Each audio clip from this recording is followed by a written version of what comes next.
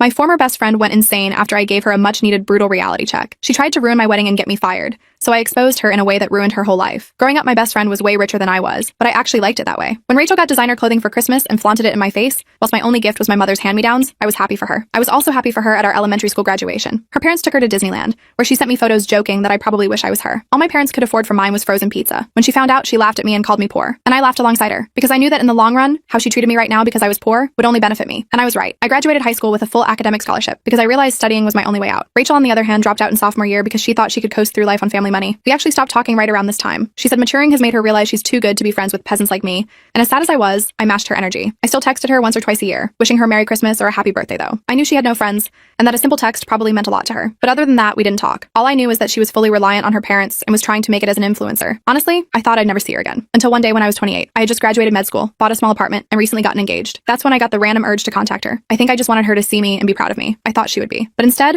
I got the biggest slap to the face of my life. I showed up to the cafe with an invitation to a ball me and my fiancé were going to, and a cheap but very pretty necklace for her. I actually wanted to reconnect, but then I saw her, and I almost gasped. She was trying to hide how old she looked with a pound of makeup, and was wearing a designer outfit with the tag still on. To my surprise, she actually hugged me and smiled. I hugged her back, but kept my guard up. We exchanged pleasantries, but as soon as the waiter took our orders, her mask fell apart. She snapped her fingers at him like he was a dog. We began catching up, and I quickly found out she just got cut off by her friend group over a joke she made. She refused to say what the joke was, though. Either way, I saw this as my chance to invite her to the ball. Rachel, I said, Paul and I are going to the ball. Do you want to come? Oh, I'm a doctor going to a ball with a man who's probably cheating. She cut me off. I just stared at her and saw the resentment in her eyes. It had been 12 years. No way was she still like this. I tried to talk again, but when I did, she did the same thing, except now she threw insults, calling me lab rat, and my fiancé, who she's never met, a lowlife. I was taken aback, and for the first time in my life, I fully saw just how pathetic and insane Rachel was. I gave up on the invitation and took out the necklace and gave it to her, but instead of thanking me or even trying it on, she took it too far. Wow, this looks like something your hobo parents found in my dad's dumpster and gave to you as a present. My jaw dropped. My body filled with so much rage, I felt my face turning red. I looked at her dead in the eye, my hands twitching with anger. In response, she looked up, except instead of making eye contact, her head started darting around and avoiding me, almost as if she was terrified of what I was about to do. It took every part of me not to stand up and use my 3 years of kickboxing on her. Instead, I did something even better. I simply kept staring at her and began taunting her deepest insecurities. Hey Rachel, I said, my voice low. How old were you when your dad kicked you out? She went red. Remember how it felt when you realized you were nothing without him? She started to tear up. I know you, Rachel. You wake up every morning in tears, wishing your dad would keep giving you money, wishing every man you dated didn't leave, wishing you didn't look so old, wishing you aren't going to die alone in a crappy condo you rent in a part of town you're too scared to walk outside in. She was fully crying by this point, her mascara streaming, but I didn't care. I even took out the ball invite and slid it across the table, telling her this was her final chance. With that, I walked out. Later that same night, I told Mark about the disaster coffee meeting. He listened sympathetically, but warned me about letting toxic people back into my life. Some relationships aren't worth salvaging, he said. I nodded, thinking that was the end of it. Rachel probably wouldn't contact me again after what I'd said. 2 days later, my phone pinged with a message from Rachel. It was a lengthy apology for her behavior at the cafe. She claimed she'd been going through a tough time and had taken it out on me unfairly. The message ended with her accepting my invitation to the charity ball. I showed Mark the message, still unsure. What do you think? I asked. He frowned at my phone. People don't change overnight, but it's your call. After thinking about it, I decided to give Rachel one last chance. I responded that we could start fresh, but I needed her to respect boundaries. No more insulting comments about my life or my family. She agreed immediately. The night of the charity ball arrived. I was nervous about seeing Rachel again,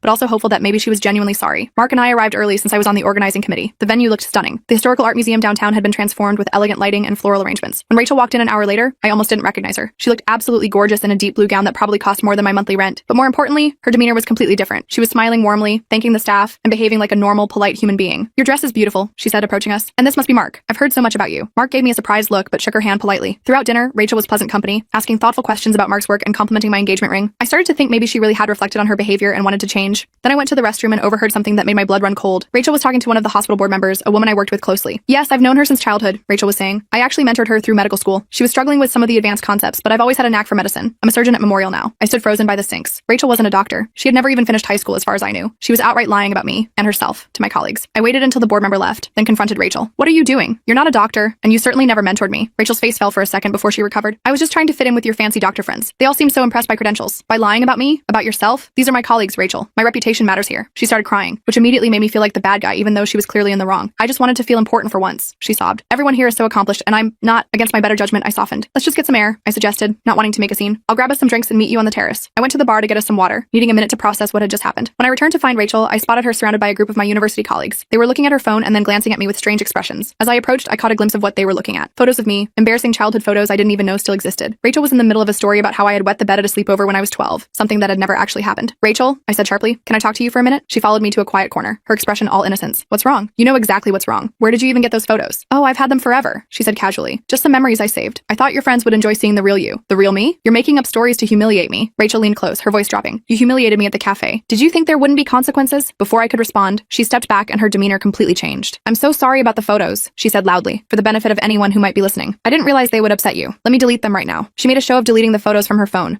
but something told me she had copies. My instincts were screaming that I'd made a terrible mistake inviting her here. The rest of the evening I tried to keep Rachel in my sight, but she kept drifting away to talk to different colleagues. I caught snippets of conversations, nothing overtly damaging, but subtle implications that we had been much closer friends than we were, with her always in the mentor position. I was getting a headache from the stress when disaster struck. Rachel and I were standing near the silent auction tables when she accidentally bumped into me, spilling her full glass of red wine down the front of my cream-colored dress. "Oh my god, I'm so clumsy!" she exclaimed, making a big show of trying to help while actually just spreading the stain further. The dress was ruined. It was specially made for the event, and I had been planning to speak later about the Children's Wing fundraising campaign. Now I looked like I'd been in an accident. Several of the hospital donors were watching with concern. I tried to laugh it off, but I could feel tears of frustration building. "I need to go clean up," I mumbled, heading for the restroom. Mark followed me, his face tight with anger. "That wasn't an accident," he said once we were alone. "I was watching her. She timed it perfectly when that group of donors was looking." I nodded, dabbing at the hopeless stain. "I know. We should leave," Mark suggested. "You can email your speech to Dr. Patterson to read." I hated the idea of missing the networking opportunity with the chief of surgery, but my dress was beyond saving, and I couldn't shake the feeling that Rachel had more accidents planned if I stayed. As we left the event early, I glanced back to see Rachel watching us with a small smile. That's when I realized this was just the beginning. I had no idea what I had started by reconnecting with her, but I had a sinking feeling I was going to find out. The next morning, I woke up to multiple text messages from colleagues asking if I was okay. At first, I figured they were concerned about the wine incident, but when I read the messages, my stomach dropped. Apparently, Rachel had told several people that I had to leave the event because I'd had one too many drinks and couldn't handle my alcohol. I immediately called Dr. Patterson to explain what really happened, but I could tell from his tone that he wasn't entirely convinced. "These things happen," he said diplomatically. "Just make sure you're prepared for the board meeting next week." The implication was clear. My professional reputation had taken a hit. When I told Mark about it, he was furious. "This is ridiculous," he said, pacing our kitchen. "She's deliberately trying to sabotage you." "I know," I replied, feeling sick to my stomach. "But how do I prove it? It's her word against mine, and she's apparently very convincing." I tried calling Rachel to confront her, but she didn't answer. Instead, she texted back claiming she hadn't said anything about me drinking. She just mentioned I wasn't feeling well. According to her, my colleagues must have made assumptions or were lying to create drama. "You should block her number," Mark suggested. "Cut all contact." I nodded, but something held me back from blocking her immediately. If she was going to continue spreading lies about me, I wanted to know what she was saying. Instead, I decided to start documenting everything. I created a folder on my phone where I saved screenshots of all our text conversations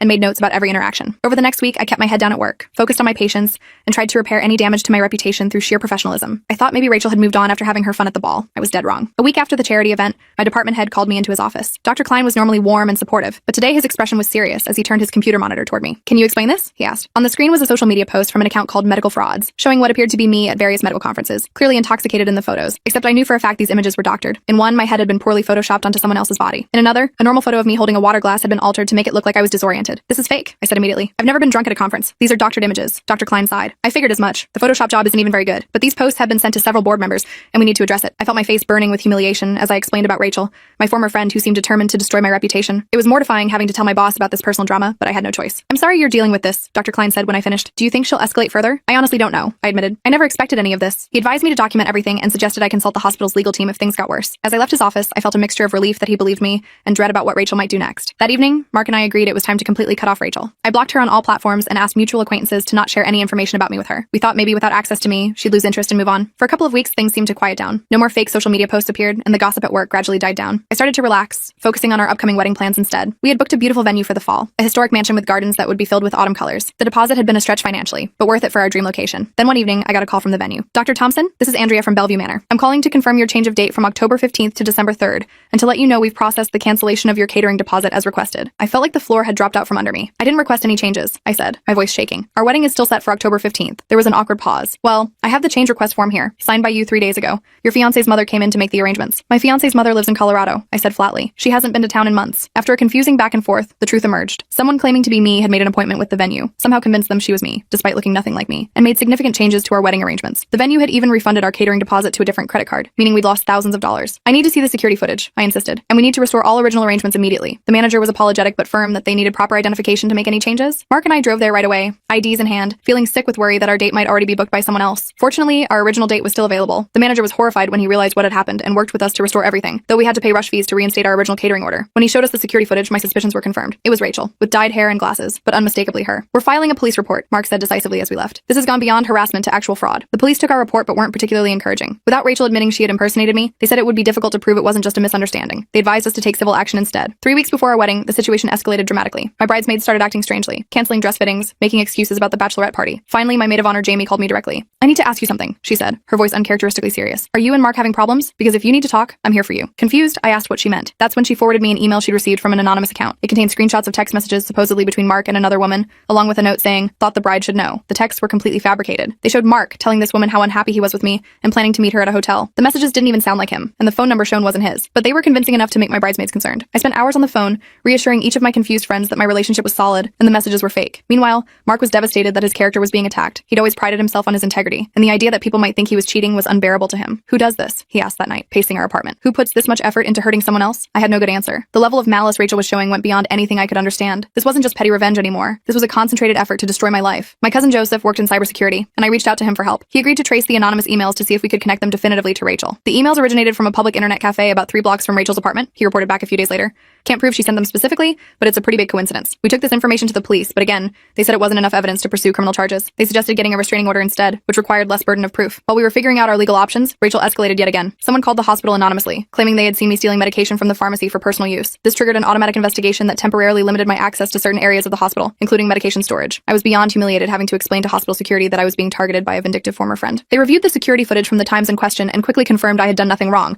but the experience was incredibly stressful. For a few days, I had to have another doctor co-sign all my medication orders, which meant explaining the situation to colleagues I barely knew. The hospital investigation cleared me within a week, thanks to their excellent security systems that showed I had never accessed the pharmacy inappropriately. But the damage to my reputation lingered. I could feel colleagues watching me, wondering if there was truth to the accusations. Some patients requested different doctors. It was subtle, but devastating. Meanwhile, Rachel found a new angle of attack. Mark's mother, Linda, had never been my biggest fan. She'd always hoped her son would marry the daughter of their family friends, and while she was polite to me, there was always a certain coolness. Rachel somehow discovered this vulnerability. One day, Mark got a concerned call from his mother. "Is everything okay with you and Sarah?" she asked. "I've been hearing some concerning things." It turned out Rachel had joined Linda's yoga class under a fake name and spent weeks befriending her. Once she gained Linda's trust, Rachel began dropping subtle comments questioning my character and suggesting Mark wasn't happy but was too loyal to admit it. "She seemed so genuine," Linda told Mark when he confronted her about it. "She said she knew you from college and was just concerned." Mark was furious. "Mom, I've told you how happy I am. Why would you believe a stranger over me?" The situation came to a head when I happened to be driving past the yoga studio one day and saw Rachel walking out with Linda. I recognized her immediately despite her new hairstyle. Without thinking, I parked and confronted her in the parking lot. "What are you doing with my future mother-in-law?" I demanded. Rachel put on a confused expression. "I don't know what you're talking about. I'm just taking a yoga class." "Stop lying, Rachel. I know exactly what you're doing." She shrugged, looking annoyingly calm. "You seem really paranoid, Sarah. Maybe you should talk to someone about that." Before I could respond, Linda came out of the studio and looked between us in confusion. Rachel used the opportunity to slip away, leaving me to explain everything to Linda. Fortunately, when I showed Linda photos of Rachel and evidence of her harassment campaign, she believed me. She was horrified to realize she'd been manipulated and apologized for doubting me. It was a relief to clear the air, but exhausting to have to constantly defend myself. With our wedding just 2 weeks away,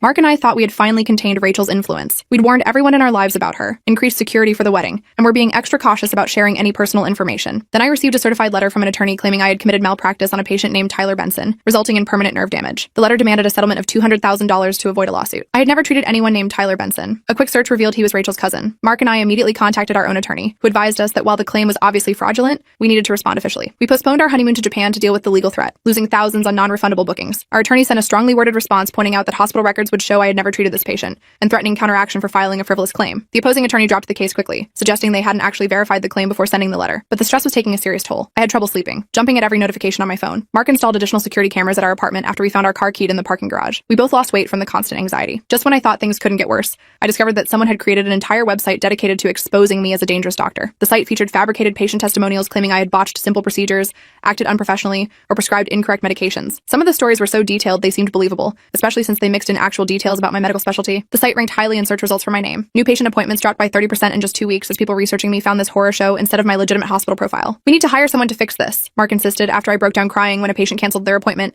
explicitly referencing something they'd read online. We found a reputation management service that specialized in helping professionals deal with online defamation. They weren't cheap. Several $1,000s up front plus ongoing monthly fees, but I was desperate. My career was everything to me. I'd worked too hard to let Rachel destroy it with lies. Unfortunately, the reputation management company's efforts initially made things worse. Their attempts to promote positive content about me and flag the fake site for removal drew more attention to the allegations. Local community Facebook groups began discussing whether I was actually a dangerous doctor, with people chiming in to say they'd heard things, even though they'd never been my patients. I had to swallow my pride and ask colleagues to write positive testimonials about working with me, which was professionally humiliating. Most were supportive, but I could tell some wondered if there was truth to the rumors. Where there's smoke, there's fire, seemed to be the unspoken assumption. The stress was affecting our relationship too. Mark and I were both exhausted and short-tempered. We'd gone from planning our dream wedding to just wanting to get it over with before Rachel could cause more damage. "Let's just move up the date and do something small," Mark suggested after another exhausting day of damage control. "Just our immediate family, somewhere Rachel won't expect." I hated the idea of letting her win by changing our plans, but practicality won out. We rescheduled for the following weekend at our original venue, telling only our closest family members the new date. We lost another deposit, but it seemed worth it for some peace of mind. The night before our new wedding date, the venue called in a panic. Health inspectors had shown up based on an anonymous tip, claiming there was a rodent infestation in the kitchen. Though they found nothing, regulations required a full inspection before the facility could serve food again, which couldn't happen in time for our wedding. We lost our venue and catering deposit. With less than 24 hours until our wedding, Mark's cousin Elizabeth offered her backyard as as an alternative. It wasn't the dream venue we'd planned, but at that point, we just wanted to be married without further drama. Despite everything, the small backyard wedding turned out to be beautiful. Elizabeth's modest garden had a few rose bushes and a small patio, nothing like the mansion's expansive grounds, but intimate and heartfelt with just our closest family present. The smaller setting emphasized that we were surrounded only by people who truly cared about us. Just as we were exchanging vows, however, a car parked across the street began honking continuously and blasting music. Mark's brother and two friends immediately went to investigate while we rushed through our vows. Through the commotion, I could see Rachel sitting in her car, a malicious smile on her face as she disrupted our ceremony. By the time Mark's brother reached her car, she drove off, leaving us with a wedding video partially ruined by car horns. That was the final straw. The next day, we went straight to our attorney and insisted on taking stronger legal action. He had been hesitant before, saying harassment cases were difficult to prove and expensive to pursue, but now agreed we had enough documented incidents to file for a restraining order. We spent our honeymoon gathering evidence, organizing documentation of every incident over the past months, and preparing for court. It wasn't the romantic start to marriage we'd imagined, but working together against a common enemy at least reinforced our partnership. The restraining order process was more complicated than I expected. We had to show a pattern of harassment and prove that Rachel represented a credible threat. Fortunately, we had meticulously documented everything: the wedding venue fraud, the fake medical review website, the falsified text messages, the bogus malpractice claim, and statements from witnesses, including Mark's mother and my bridesmaids who had received the fake emails. Just when we thought we were making progress, Rachel filed her own restraining order against me, claiming I was the one harassing her. According to her filing, I was obsessed with her and had been stalking her for months, showing up at places she frequented and spreading lies about her to mutual acquaintances. We had to attend an extremely uncomfortable court hearing where Rachel presented her fabricated evidence, doctored photos suggesting I had been following her, manufactured text messages, and even a fake journal purportedly documenting her fear of me. She had clearly put as much effort into building this alternative narrative as she had into harassing me. Fortunately, the judge saw through her claims. Our evidence was substantial and verifiable, while Rachel's fell apart under minimal scrutiny. The judge granted my restraining order, requiring Rachel to stay at least 500 feet away from me, my home, and my workplace. He dismissed her counterpetition and warned her about the consequences of filing false claims. I left the courthouse feeling vindicated, but not particularly relieved. A restraining order was just a piece of paper, and Rachel had already demonstrated her willingness to break laws to hurt me. Still, it was something. Official recognition that I was the victim, not the aggressor. For about 3 weeks, things were quiet. No new fake websites appeared, no one called the hospital with false accusations, and our apartment building's security cameras showed no sign of Rachel lurking around. I started to hope she had finally gotten the message. Then Mark got a text from an unknown number. "Hey man, we should talk about Sarah. I have information you need to know. Meet me at Riverside Park, 7 p.m. tonight. Come alone." The number wasn't Rachel's, but the message followed her pattern of trying to create conflict between us. Mark showed me immediately. "It's obviously a trap," he said. "Probably this Tyler guy she used for the fake malpractice claim. Or she's using a burner phone," I suggested. "Either way, you can't go." Mark agreed, but was curious about what they were planning. What if I go, but stay in the car, just to see who shows up? I was against the idea, but Mark felt it might give us more evidence if we could prove Rachel was violating the restraining order. He promised to stay in the locked car with the windows up and drive away at the first sign of trouble. That evening, Mark parked near the meeting spot 15 minutes early. He kept his dash cam running to record whatever happened. At exactly 7 p.m., a man approached the parking area, looking around. When he spotted Mark's car, he walked directly toward it. Mark recognized him from social media as Tyler, Rachel's cousin who had filed the fraudulent malpractice claim. Tyler signaled for Mark to roll down his window, but Mark shook his head and held up his phone to show he was recording. Tyler's friendly demeanor instantly changed. He began shouting obscenities and hitting Mark's car window,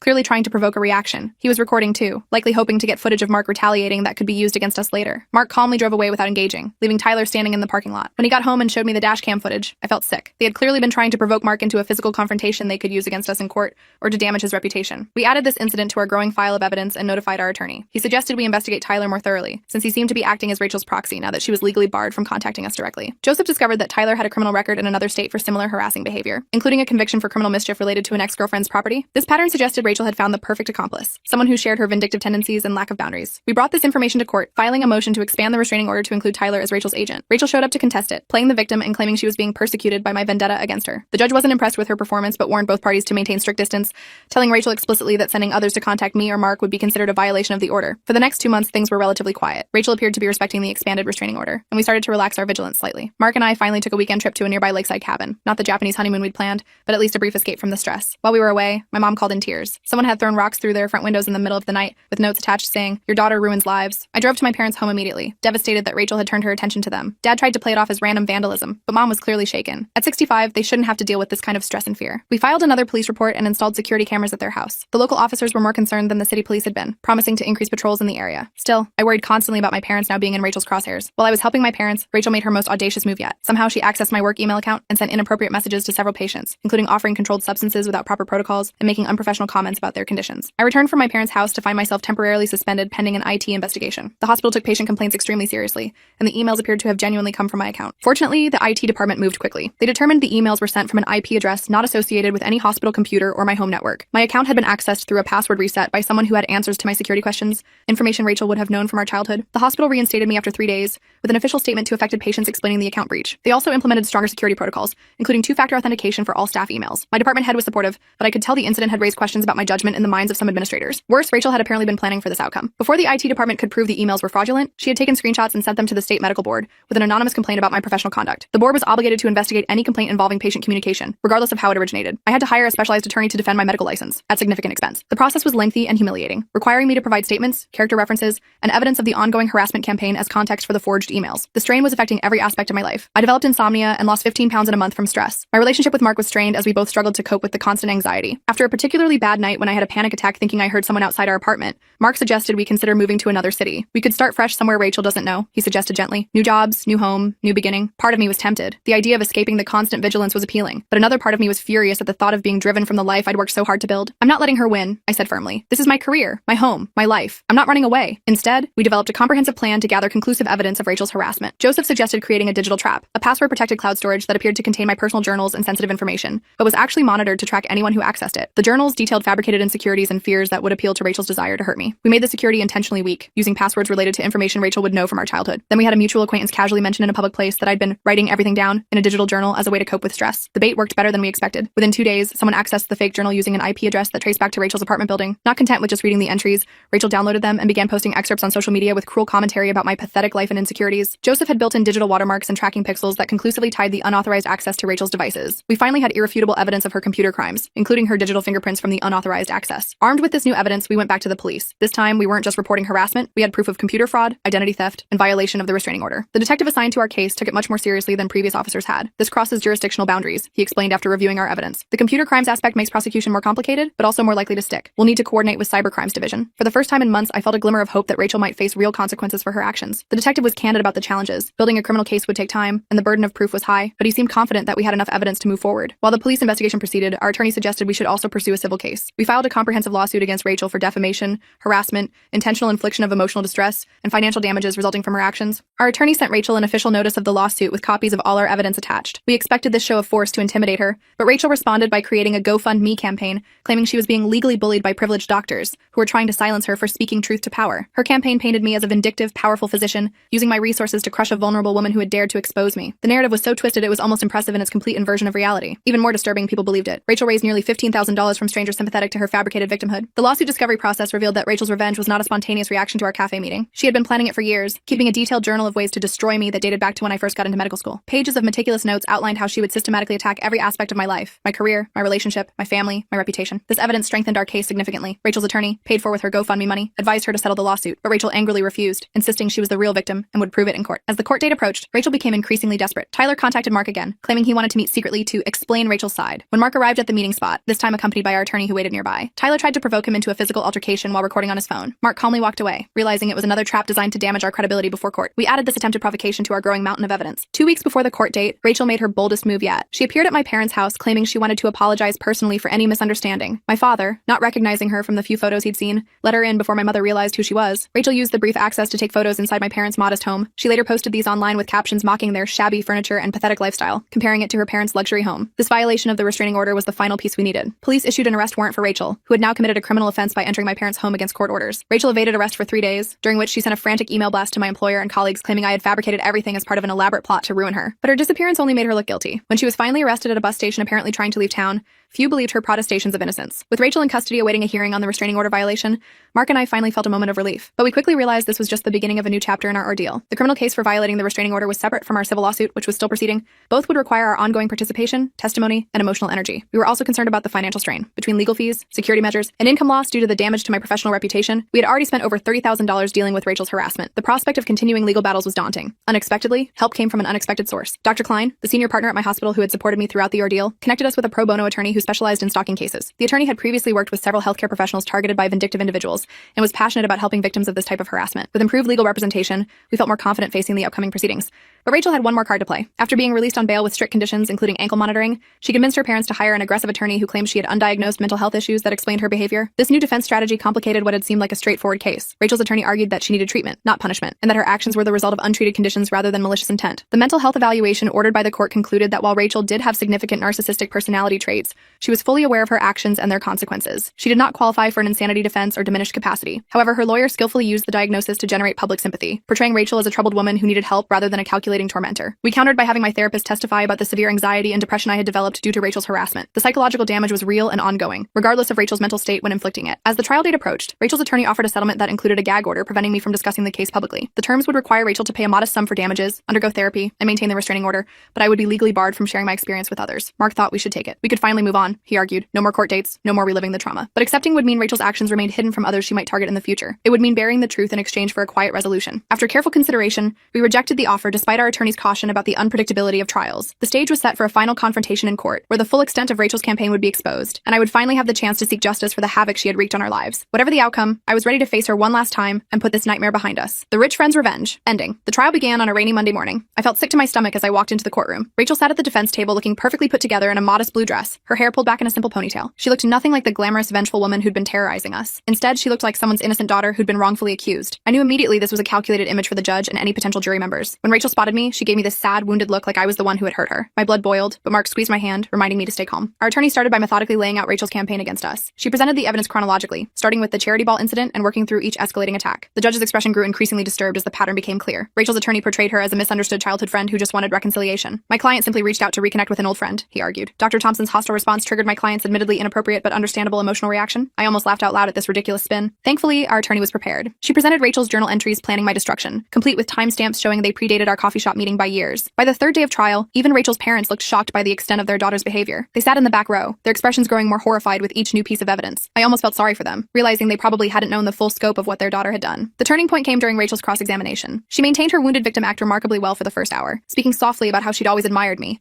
and just wanted to be part of my life again. But our attorney slowly chipped away at her story, highlighting contradictions and presenting evidence that directly countered her claims. When cornered about the wedding venue sabotage, Rachel finally cracked. "You deserved everything I did to you," she screamed, her face contorted with rage. "You've always looked down on me, always thought you were better than me just because you got some scholarship." The courtroom went silent. Rachel seemed to realize her mistake immediately and tried to backpedal, but it was too late. Her outburst confirmed her malicious intent, destroying her attorney's carefully constructed narrative of mental health issues and misunderstandings. The judge not only ruled in our favor but issued a permanent restraining order and ordered Rachel to pay significant damages, $175,000 for defamation, emotional distress, and financial losses we'd suffered. He also recommended the prosecutor pursue criminal charges for identity theft, computer fraud, and violation of the temporary restraining order. As we left the courthouse, I felt overwhelming relief. The judge's decision brought immediate validation, official recognition that I wasn't crazy or paranoid. Rachel really had been methodically trying to destroy my life. I expected to feel elated, but mostly I just felt exhausted. The constant vigilance and anxiety of the past year had drained me completely. That night, Mark and I ordered takeout and fell asleep on the couch before 9 p.m., too tired to even properly celebrate our victory. The aftermath brought new challenges we hadn't anticipated. Rachel's parents refused to help pay the damages, telling her lawyer they were done enabling her. After years of bailing Rachel out of her messes, they'd finally reached their limit. This meant Rachel faced both financial consequences and the loss of her safety net. I felt vindicated by the ruling, but still struggled with anxiety and trust issues. Jumping at unexpected noises, checking the locks 3 times before bed, scanning every room for threats when I entered. These had become automatic behaviors I couldn't shake. Mark noticed and suggested using part of the settlement money for therapy. "Not just for you," he said, "for both of us. This affected me too, and I think couples therapy would help us process everything together." He was right. We found a therapist who specialized in trauma and recovery. The sessions were sometimes painful but helped us begin healing together, strengthening our relationship through the shared trauma. 2 months after the trial, I received good news professionally. The hospital fully cleared my record and offered me a position on a prestigious research team studying innovative treatments for pediatric autoimmune disorders. It was exactly the kind of work I'd always wanted to do. The position required frequent travel to medical conferences, which triggered my new security concerns. The idea of being away from home, staying in hotels where anyone could find me, sent my anxiety spiraling. Mark helped me develop safety protocols that made me feel secure, checking in at specific times, using hotels with good security, always keeping my location shared with him. It wasn't perfect, but it allowed me to accept the position. My parents decided to move closer to us. The rock-throwing incident had shaken them more than they initially admitted, and they wanted peace of mind. The house they wanted was slightly beyond their budget, so we used some of the settlement money to help with the down payment. It felt right to turn Rachel's attack into something positive for our family. As we settled into our new normal, I received an unexpected letter from Rachel's younger sister, Emily. I'd only met her a few times as a kid, but she wrote to apologize for her sister's actions. "I've watched Rachel's jealousy of you consume her for years," she wrote. "She kept newspaper clippings when you got your scholarship, and later your medical school acceptance. She was intensely fixated on your accomplishments." The letter was kind, but also contained a warning that Rachel had been telling people in jail she would get revenge once the restraining order expired. We documented this threat and worked with our attorney to extend the restraining order for an additional 3 years. With legal protections in place, I focused on rebuilding my reputation at work. Some colleagues still treated me cautiously, afraid of being drawn into drama. I couldn't really blame them. Rachel had created such chaos that people naturally wanted to keep their distance. I volunteered for community health initiatives to demonstrate my commitment to the hospital's mission beyond personal issues. I organized a free clinic for underserved neighborhoods and joined the hospital's mentorship program for medical students. Gradually, the wariness faded as colleagues saw my dedication. During one volunteer clinic, I treated a patient who mentioned working at Nordstrom's management. As we chatted, I realized she had been Rachel's former boss. She casually mentioned firing someone with serious boundary issues,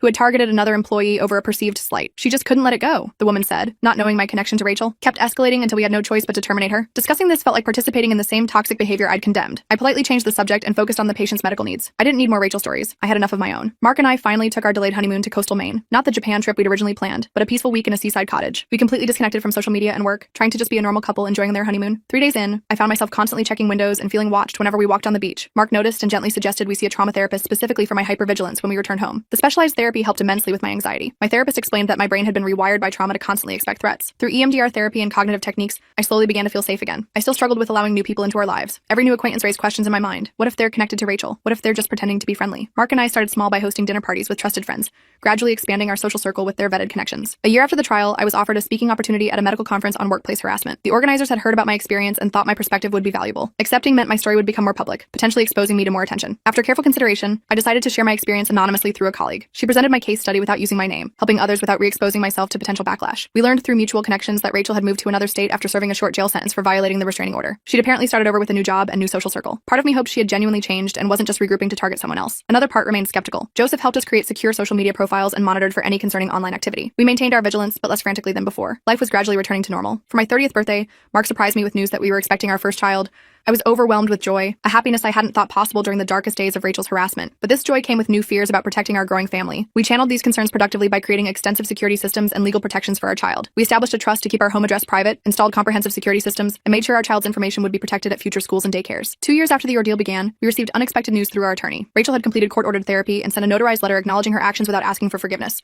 Her therapist reported significant progress in addressing her underlying issues, and she had maintained steady employment and housing without incident for over a year. The letter wasn't exactly an apology. She still framed much of it around her feelings rather than the harm she caused, but it showed at least some growth in her understanding of boundaries and consequences. Accepting this potential growth meant facing my own lingering bitterness. Part of me wanted Rachel to suffer forever for what she'd done to us. Reading about her progress stirred up complicated emotions, relief that she might not target anyone else, resentment that she got to move on after causing so much damage. I chose neither to respond nor to resist her redemption. If she was genuinely changing, that was ultimately good for everyone, but I didn't owe her forgiveness or acknowledgement. Instead, I focused on the beautiful life I'd built despite her attempts to destroy it. By our third wedding anniversary, life had found a new rhythm. I was thriving in my research position and had published 2 well-received papers. Mark's engineering firm had promoted him to project lead. Our daughter Lily was a happy, active toddler who filled our home with laughter. My parents had settled into their new home nearby and were doting grandparents. The hypervigilance faded gradually. I still had moments of panic when something triggered memories of that time, but they became less frequent and less intense. Mark and I developed a shorthand for when either of us was struggling, simple code words that communicated, "I need support," without having to explain. We kept the restraining order active through regular renewals, but stopped actively monitoring Rachel's movements. The energy we once spent on protection was redirected to building the life we wanted. Sometimes at night, watching Mark read to Lily, or looking around our home filled with friends for dinner parties, I marveled at how close we came to losing everything. Rachel had targeted every part of my life with surgical precision: my career, my relationship, my family, my sense of safety, but she failed. Despite her meticulous planning and relentless attacks, we survived. Not just survived, but thrived. The ultimate victory wasn't in Rachel's punishment, but in our happiness, the very thing she had tried so desperately to destroy. I still don't understand what drives someone to dedicate years to destroying another person's life. The level of hatred and fixation Rachel showed goes beyond normal human emotion, but I've stopped trying to make sense of it. Some mysteries don't have satisfying answers, and continuing to search for them only keeps you trapped in the past. Instead, I focus on gratitude for what I have: a loving husband who stood beside me through the worst experience of my life, a beautiful daughter who represents all our hopes for the future, parents who support us unconditionally, a career that fulfills me, and the knowledge that I'm stronger than I ever knew. Rachel remains trapped in her past until she truly changes. I've moved forward, and that's the best revenge of all.